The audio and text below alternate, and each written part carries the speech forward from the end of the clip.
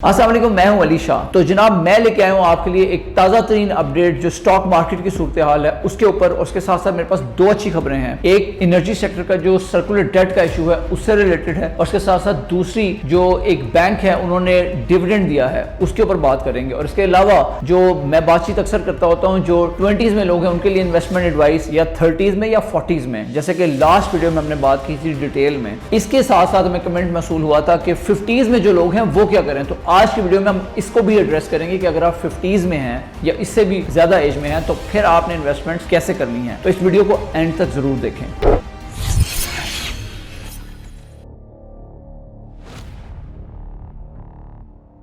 तो जनाब सबसे पहली जो खबर है वो गवर्नमेंट की डील होगी है बैंक्स के साथ 1.27 ट्रिलियन रुपीस की, जिसकी वजह से जो एनर्जी सेक्टर में सर्कुलर डेट का मसला है वो हल हो जाएगा। और इसके तहत जो 6 साल के लिए गवर्नमेंट ने बेसिकली मुआहदा तय किया है रीपेमेंट का, लोन रीपेमेंट 6 साल में की जाएगी, और इसमें जो सार्फिन हैं उनके ऊपर ₹3.23 पर यूनिट उनके ऊपर लागू होंगे। तो इसमें सार्फिन को भी और कस्टमर्स को भी पे करना पड़ेगा। अब इसका इम्पैक्ट अगर मार्केट पे देखें तो बड़ा मुस्बित रहा है, और आज जो मार्केट है वो 118 के को भी क्रॉस कर गई है, कैसी 100, और इसका जो आगे भी ट्रेंड पॉजिटिव नजर आ रहा है। इसके जो डायरेक्ट बेनिफिशियरीज की अगर बात करें तो वो SNGPL और PSO हैं। आप देख सकते हैं कि जो SNGPL का स्टॉक है वो लास्ट वीक में तकरीबन ₹118 पे था, जबकि आज इस वीक में अभी जो स्टार्ट हुई है मार्केट तो वो 122 पे पहुंच चुका है। तो I think this is a very good news, और देखते हैं आगे मार्केट कैसे रिएक्ट करती है। लेकिन इसके साथ साथ जो दूसरी अच्छी खबर ये है, अगर ओवरऑल इकोनॉमी की बात की जाए तो मैंने लास्ट वीक में आपको बताया था कि वो भी मुस्बत डायरेक्शन में जा रही है, और इसकी वजह एक पॉजिटिव इंडिकेटर आपको मैंने बताया था कि जो फिच इंटरनेशनल रेटिंग्स हैं उन्होंने भी पाकिस्तान की रेटिंग बढ़ा दी है। और इसके साथ साथ जो रिमिटेंस का वॉल्यूम है मार्च का वो बहुत अच्छा रहा है, $4.1 बिलियन की रिमिटेंस मौसूल हुई हैं। मेन इसमें जो कंट्रीब्यूशन है वो लोग रमज़ान में और ईद के अराउंड घर वालों को पैसे भेजते हैं, तो इसका भी इम्पैक्ट रहा है। लेकिन ओवरऑल इकोनॉमी के लिए खुशाइन बात है। इसके साथ साथ मिज़ान बैंक ने अभी अपना इंटरिम डिविडेंड अनाउंस किया है जो कि ₹7 पर शेयर कैश डिविडेंड बनता है। तो जनाब अब चलते हैं इंटरनेशनल मार्केट की जानिब। तो चूंकि इंटरनेशनल मार्केट में ईस्टर हॉलीडेज चल रही है तो मार्केट बहुत ज़्यादा हाइप नहीं है, और इसके साथ साथ जो टैरिफ का इम्पैक्ट है वो अभी तक देखने में आ रहा है। स्पेशली चाइना और अमेरिका के दरमियान ट्रेड वॉर स्टार्ट हो चुकी है, बिकॉज अमेरिका ने चाइना पे 145% का टैरिफ लगा दिया था। तो ये सारी चीज़ें ट्रेड वॉर की निशानदेही कर रही हैं। तो अब देखते हैं क्या बनना है। इसके साथ अगर क्रिप्टो की तरफ देखें तो क्रिप्टो इस पर अच्छा परफॉर्म कर रही है। बिटकॉइन ने आज $87K को हिट किया है। उसके साथ साथ जो सोलाना है वो 140 पे है, जबकि जो इथीरियम है वो तकरीबन 1650 के अराउंड लाई कर रहा है। तो ओवरऑल ट्रेंड इस वक्त थोड़ा सा बुलिश बन रहा है बिटकॉइन का और क्रिप्टो का। तो देखते हैं आगे क्या ट्रेंड बनता है। पाकिस्तान में अगर क्रिप्टो की बात की जाए तो आपको मालूम है क्रिप्टो काउंसिल मार्ज वजूद में आ चुकी है और वो पॉजिटिव स्टेप्स ले रही है। तो क्रिप्टो काउंसिल के जो हेड हैं बिलाल बिन साकिब, उन्होंने अभी रिसेंटली ये बात की है कि जो सरप्लस है इलेक्ट्रिसिटी का उसको यूज़ किया जाएगा बिटकॉइन माइनिंग और AI डाटा सेंटर्स के लिए पाकिस्तान में। ये काफ़ी पॉजिटिव न्यूज़ है और अच्छी खबर है। इसके साथ साथ जो ताज़ा तरीन खबर है इस वीक की वो ये है कि लाहौर लम्स में एक centre of digital asset research बनने जा रहा है।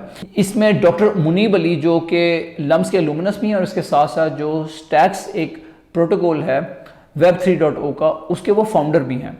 तो उन्होंने इस के लिए हैवी ग्रांट दी है ताकि इसको इनेबल किया जा सके। जो Web 3.0 की डेवलपमेंट है, इसके साथ साथ जो ब्लॉकचेन टेक्नोलॉजी है, डिसेंट्रलाइज्ड फाइनेंस है, और इसके अलावा जो Web 3.0 की इनोवेशन है, इन सारी चीज़ों में डिजिटल एसेट इनोवेशन, इन सारी चीज़ों को इनेबल करने के लिए यहाँ पे काम किया जाएगा। तो मुझे भी दावत दी गई है इसमें शिरकत करने के लिए, और मैं आपके साथ इस पे शिरकत के बाद जो लेटेस्ट अपडेट्स हैं वो बाद में नेक्स्ट वीडियो में आपसे शेयर करूंगा।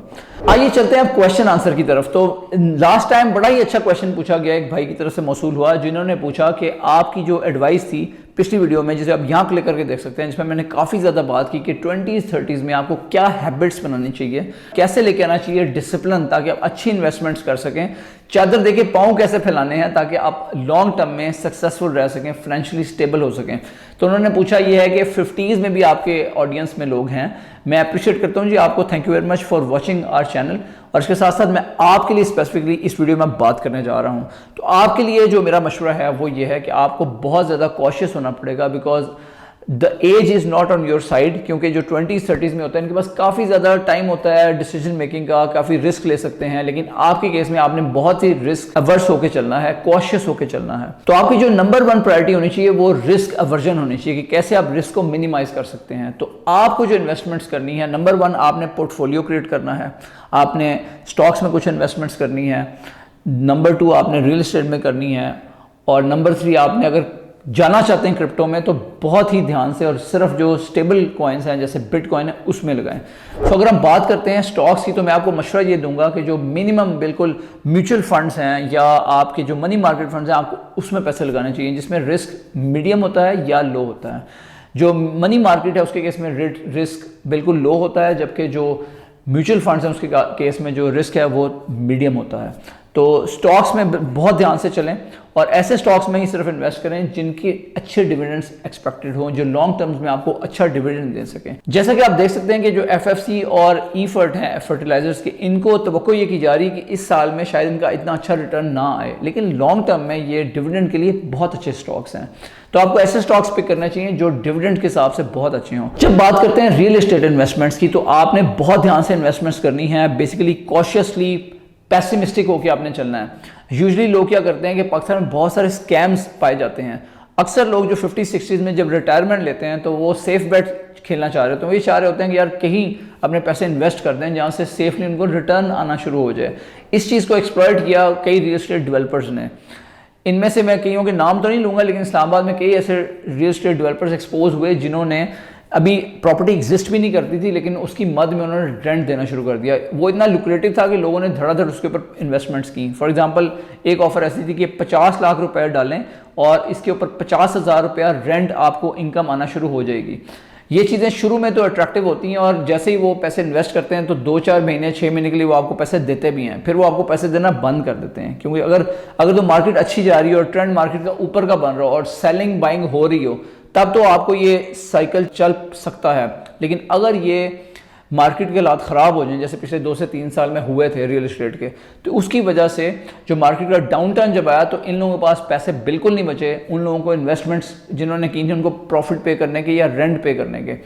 रेंटल उस चीज़ का होता है जो ग्राउंड पे एग्जिस्ट करती हो, और इस्लामिकली और शरिया के लिहाज से ये बिल्कुल गलत है कि आप ऐसी चीज़ का ऊपर रेंट देना शुरू कर दें जो पे हवा में है और भी एग्जिस्ट ही नहीं करती। तो मेक श्योर करें कि आप इस तरह की चीज़ों में बिल्कुल ना पड़ें। ये सारे स्कैम्स हैं, इनसे बिल्कुल बच के रहें, फाइल्स के चक्कर में ना पड़ें, बी सेफ। और कोई ऐसी चीज़ लें जैसे अगर आपने कोई घर है किसी ऐसी सोसाइटी में या कैसे CDA में या RDA में या किसी ऐसी जगह पे जहाँ पे वेल इस्टेब्लिश घर हैं, वहाँ पे अगर आप घर खरीद के उसको किराए पे देते हैं वाकई आप रेंटल इनकम उससे हासिल कर सकते हैं। लेकिन उसके साथ साथ कुछ ऐसे अपार्टमेंट्स बिल्डिंग हैं जो क्रेडिबल डेवलपर्स हैं, रिलायबल लोग हैं, अगर वो आप उनके साथ उनकी हिस्ट्री अच्छी है, उनका ट्रैक रिकॉर्ड अच्छा है तो उनके साथ इन्वेस्टमेंट कर सकते हैं। लेकिन कोशिश करें कि ऐसी जगह इन्वेस्ट करें जहाँ पे बिल्डिंग्स एग्जिस्ट करती हों या कंप्लीशन के करीब जा चुकी हों, और उसके बाद अगर आप उसमें से रेंटल इनकम जनरेट करना चाहें तो आप इजीली उसको रेंट आउट करके उसमें से कुछ इनकम जनरेट कर सकते हैं। तो रियल एस्टेट में सारी बातों का आपको ख्याल रखना पड़ेगा। मैं उम्मीद करता हूं कि आपको मेरी ये जो गाइडेंस है जो मैंने स्पेसिफिकली 50+ के लिए दी है वो आपको समझ आई होगी। बेसिकली अगर मैं इसको समराइज करूं तो आपने रिस्क अवर्स होकर चलना है और बहुत ही ज़्यादा रिस्क को मिनिमाइज करना है। उन्हीं ऑप्शन में जाएं जिनके ऊपर रिस्क बिल्कुल ना हो, जैसे मैंने आपको बताया कि मनी मार्केट या म्यूचुअल फंड्स या ऐसे स्टॉक्स जो अच्छा डिविडेंड देते हों। इसके साथ अगर रियल एस्टेट में इन्वेस्ट करना है तो स्कैम्स को अवॉइड करें, लोकेशन को अच्छी तरह खुद से देख के तसल्ली करें। इसके साथ साथ जो प्रॉपर्टी एग्जिस्ट कर रही हो उसके ऊपर इन्वेस्ट करें और ऐसी जगह पर इन्वेस्ट करें जहाँ से अच्छी रेंटल इनकम आप जनरेट कर सकें। मैं उम्मीद करता हूँ कि अगर आप 50s और अबव हैं तो आप इन चीज़ों को मद्देनजर रखेंगे जब आप इन्वेस्टमेंट्स कंसिडर करेंगे। अब चलते हैं सेकंड क्वेश्चन की तरफ। एक दोस्त हैं अली सोमानी, उन्होंने ये पूछा है कि जो CGT है उसको कैसे कैलकुलेट करना है। Can you tell me how CGT works? For example if I bought FABL at 30 and sell on 48 and later I buy FABL from other broker accounts। देखें इस क्वेश्चन के आंसर मैं आपको बेसिक प्रिंसिपल बताता हूँ। Basic principle ये है कि जो CGT की कैलकुलेशन है वो अगर आप फाइलर हैं तो आपको 15% पे करना पड़ेगा जो आपने प्रॉफिट रियलाइज किया है जब आपने बेचा है। इसके साथ साथ जब आप नॉन फाइलर हैं तो आपको 30% पे करना पड़ेगा। तो जो सबसे इंपॉर्टेंट चीज़ है वो ये है कि आपको फाइलर बन जाना चाहिए ताकि बहुत ज़्यादा सिग्निफिकेंट आपको हिट ना पड़े CGT की मद में। एक और भाई हैं जिन्होंने पूछा है कि अगर एक स्टॉक मैंने फार्मा से पिक करना हो और एक स्टॉक मैंने ऑटो से पिक करना हो तो वो कौन सा होगा।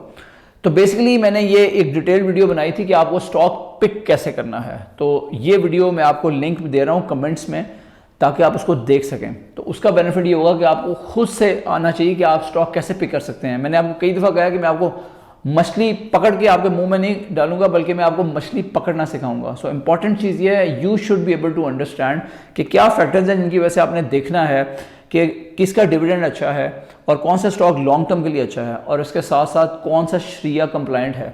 तो इन सारी चीज़ों को देख के आपने खुद फैसला करना है कि कौन सा अच्छा स्टॉक रहेगा। मैं उम्मीद करता हूँ कि आपको ये बात समझ आ गई होगी। तो जनाब मैं उम्मीद करता हूँ कि आपको ये वीडियो पसंद आई होगी। अगर आपको अच्छी लगी तो इसे लाइक कर दें। अगर आपने चैनल को अभी तक सब्सक्राइब नहीं किया तो इसे ज़रूर सब्सक्राइब कर लें। अपने कमेंट्स में अपनी राय से हमें ज़रूर आगाह करते रहें। मैं देख रहा हूँ कि कमेंट्स में अब कमी आ गई है, लेकिन आई वुड रियली अप्रिशिएट कि अपनी राय का सिलसिला जारी रखें, और इंशाल्लाह आइंदा भी हम आपके साथ जो भी स्टॉक्स की अपडेटेड न्यूज़ हैं, पॉजिटिव न्यूज़ हैं या नेगेटिव न्यूज़ हैं, वो शेयर करते रहेंगे। ओवरऑल मार्केट का ट्रेंड पॉजिटिव बनने जा रहा है इस साल में, तो वो कोई ये की जा रही है कि और रैलीज हम देखेंगे। तो हमारे साथ जुड़े रहें। Thank you very much for joining today. Bye now.